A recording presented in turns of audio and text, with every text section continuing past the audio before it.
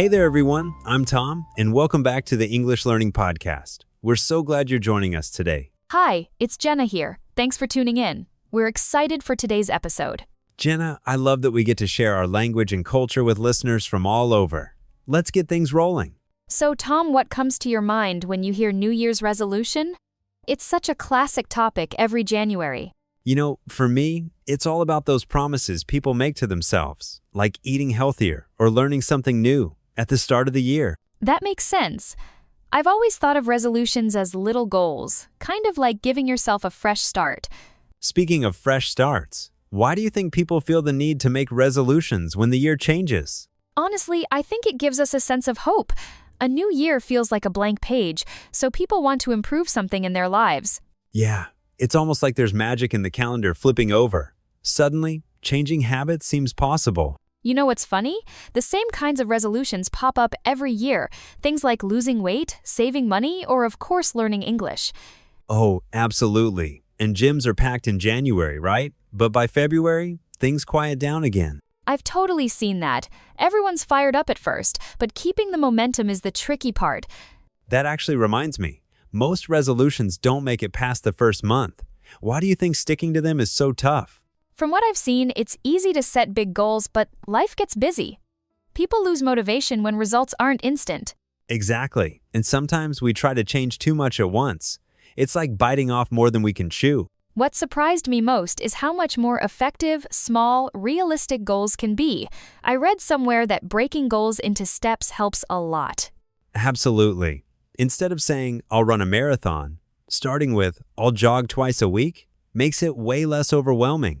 I tried that last year with reading. Instead of a huge list, I aimed for 10 minutes a day, and it actually stuck. So, building on that, what helps you actually keep going with a new habit? For me, having a friend to check in with really works. Even just sharing updates keeps me on track. I'm the same way. A little accountability goes a long way.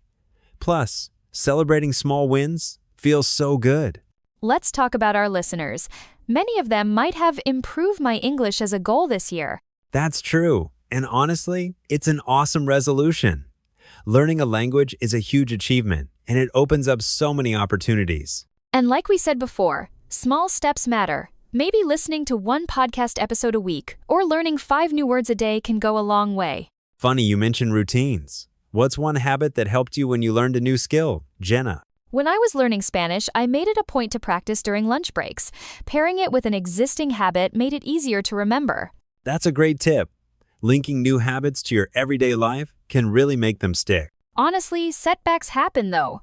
I've definitely missed days or lost motivation. How do you handle it when you slip up, Tom?